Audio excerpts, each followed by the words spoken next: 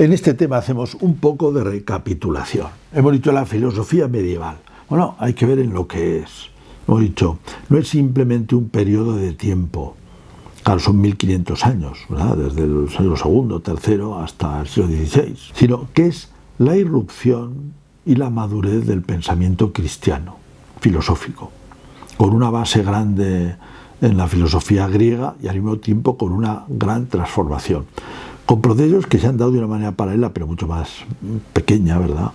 En aquellos filósofos árabes, hemos dicho, que contribuyen también a la reflexión y además transmiten cosas de Aristóteles, y también judíos, Maimónides es el principal, teniendo presente que también hay un cierto paralelismo, porque ellos también creen en un Dios y eso organiza mucho todo lo que es el panorama filosófico, la idea de Dios, organiza una barbaridad, ¿eh? Entonces se ven paralelismos interesantes y la idea de espiritualidad de la persona, ¿eh?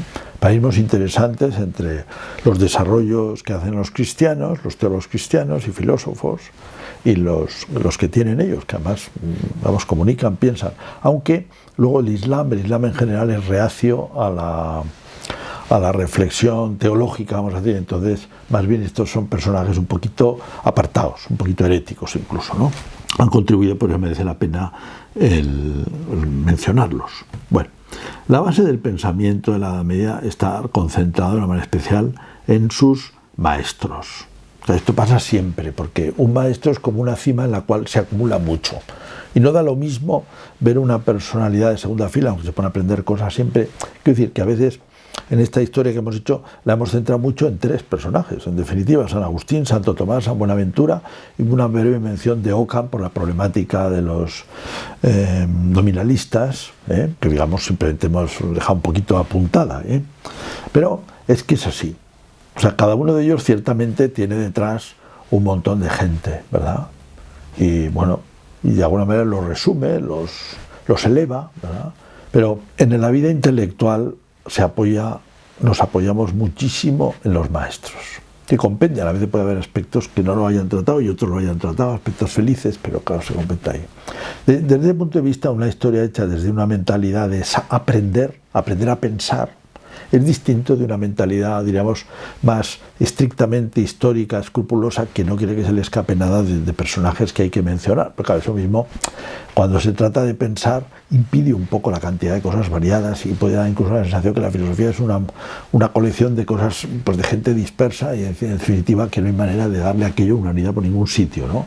Pues es muy despistante. Por eso hacemos una historia muy resumida, y simplemente hemos mencionado detrás de San Agustín, Santo Tomás, San Buenaventura, tenemos los padres de la Iglesia, de los primeros siglos, aquellos personajes de transición, Boecio, Dioniso Areopagita, que lo hemos mencionado, es un personaje curioso, los escolásticos que han dado, vamos, que han sido para ellos importantes, para San Anselmo, Pedro Abelardo, los primeros, Pedro Lombardo, los autores paralelos de la teología monástica, San Bernardo, Hugo de San Víctor, Ricardo de San Víctor y muchos otros, los maestros de Santo Tomás, San Alberto Magno, que introducen el aristotelismo, el maestro de San Buenaventura, Alejandro de Jales, que tiene una suma, era un personaje interesante realmente. También hemos mencionado a los franciscanos, Duns Scoto, y no hemos mencionado entre los dominicos a Meister Eckhart, que tiene un pensamiento, vamos a decir, casi de tipo totalitario, vamos, el ser absoluto y tal. Bueno, entramos. Bien, pero claro, realmente las herencias que hemos recibido, el mapa que tenemos tanto del cosmos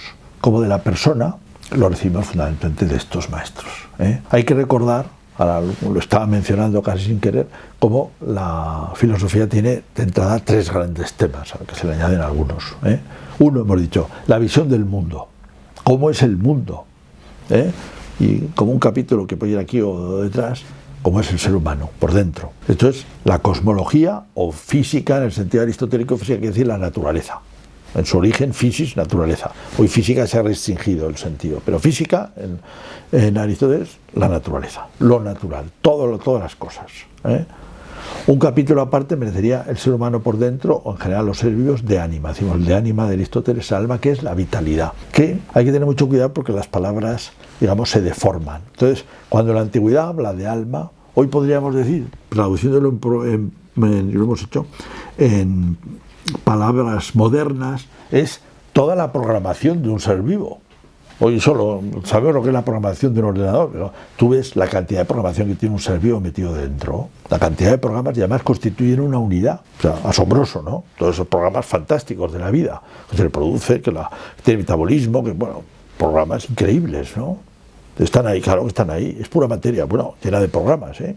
A ver de dónde han salido. Y luego el ser humano, que además toda esa unidad encima tiene una conciencia, que tenemos una conciencia, un yo que piensa. Bueno, por eso dice, el alma como principio de unidad. Nosotros podríamos poner este ejemplo, que también es un principio de unidad, y con eso accedemos a una idea del alma un poco más fuerte, ¿no? Y nos damos cuenta de por qué han pensado la antigüedad en esto, porque veía la unidad. Nosotros hoy, sin querer muchas veces, porque sabemos más química y física, vemos que las cosas están compuestas de física. Y en definitiva es una física acumulada. Hombre, con una programación extraordinaria, ¿no? A ver, ¿cómo te la explicas? Por lo menos tienes que mirarla, que existe, ¿no? Por eso no es tan despreciable el alma como si era una especie de duende extraño. No pensaban en un duende, ¿eh? Ni Aristóteles ni Santo Tomás de Aquino. Piensan en la forma, en todo lo que está por dentro, ¿eh? Eso lo hemos recibido de ellos. Esto sería la idea de la cosmología que tienen, a la que aporta el pensamiento cristiano, va a aportar una cumbre, que hay un Dios y por tanto ordena todo. Con una creación eso ordena a los seres de una manera tremenda, ¿no? Lo veremos en la siguiente clase, ¿eh? Una naturaleza que se mueve por principios naturales. Una vez que tiene la idea clara de Dios y que no está mezclado lo divino con lo... Como decía, se ha dicho, el desencantamiento del universo. No hay fuerzas que no sean naturales en el universo, solo piensa el pensamiento cristiano, y por tanto tiene que tener una explicación, ¿eh? También la aclaración de San Agustín sobre los tipos de mal, la noción de mal físico, mal moral. El mal no es un componente de la naturaleza, como si fuera una especie del ser, y el mal ser, ¿no? No es así, ¿no? Ser como defecto, ser como desviación, ser como desorden, ¿verdad? Eso es la cosmología. Después la antropología.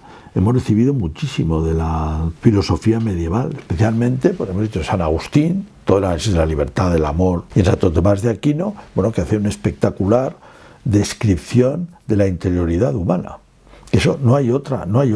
Y aún hoy, digamos, después no se han hecho otras tan extensas y con un análisis tan fino de los distintos tipos de actos, de cómo son los hábitos, de los distintos tipos de virtudes, las perfecciones que se adquiere el ser humano. Entonces el tema sigue siendo valiosísimo y es un patrimonio de primera que hemos recibido de ellos, ¿eh? Por eso hemos dicho, ojo, que aquí se ha consolidado el pensamiento cristiano, que aquí hemos aprendido muchas cosas. Es verdad que luego habrá más desarrollos. Nosotros somos modernos.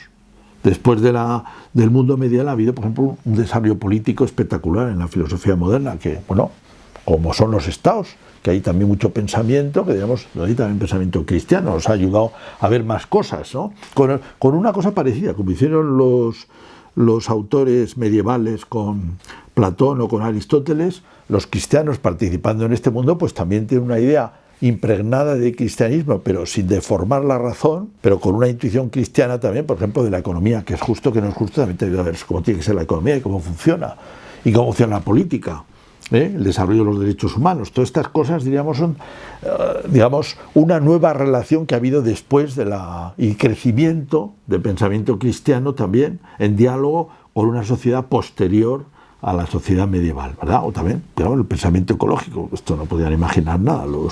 El mundo medieval, aparte del respeto que les merecía la naturaleza creada por Dios, ¿no? Son cosas nuevas. Pero es interesante ver cómo una intuición cristiana de fe te ayuda también a ver cosas en el mundo y a desarrollar tu el pensamiento natural y a tener enfoques para tratarlo bien. Por ejemplo, esto que hemos dicho, ¿no? No es lo mismo mirar la naturaleza como una cosa que va a lo loco, o mirar la naturaleza como una cosa que procede de la creación de Dios. Es completamente distinto, ¿no? Es completamente distinto percibir esa alma que hemos dicho, la interioridad, pensando que la causa es un ser espiritual, como sabemos, y se puede deducir, que pensar que todo esto es materia y va a lo loco, ¿no? Es evidente que uno tiene un sentido del mundo distinto, pero el pensar que tiene que haber un fundamento espiritual de la realidad personal, porque somos personas, eso es un argumento filosófico, ¿eh? Aunque esté inspirado de alguna manera también por la fe, ¿eh? Bueno, idea del mundo, cosmología, idea de la persona, antropología, de la interioridad, del alma, de las capacidades que tenemos, inteligencia, voluntad, amor, libertad, ¿no? Hemos visto en San Agustín, en Santo Tomás de Aquino, y luego la lógica y teoría del saber, donde se dio un impulso importante, nacieron las universidades, nació la figura del filósofo, aquí, ¿no? filósofo profesional que antes no existía. Incluso muchos de los filósofos eran esclavos griegos, que eran tutores de las familias romanas, por ejemplo, el Imperio Romano. Se crea, o sea, un mundo distinto y se hacen una enseñanza sistemática de los libros de filosofía. Después irán creando poco a poco los manuales, las asignaturas. Todo esto se lo debemos a este mundo medieval. Ellos también distinguieron, porque todos los autores lo hemos visto, un conocimiento revelado y un conocimiento natural, aunque de una manera natural los sumaban, porque creían que eran dos verdades, no los separaban completamente. De hecho, si tú quieres tener una idea de Dios, hay una parte que es revelada, Trinidad, y hay una parte que la puedes llegar por la razón, que es que tiene que haber una causa del mundo y que tiene que ser inteligente. Y cuando escribes al ser humano, pues sabes, por ejemplo, en San Agustín, que hay una herida del pecado, que aquí ha pasado algo, y al mismo tiempo tienes una comprobación de que hay una especie de falta de coherencia entre a veces la sensibilidad y la razón, ¿no? La razón está combatida, ¿no? Y dice, ¿y esto?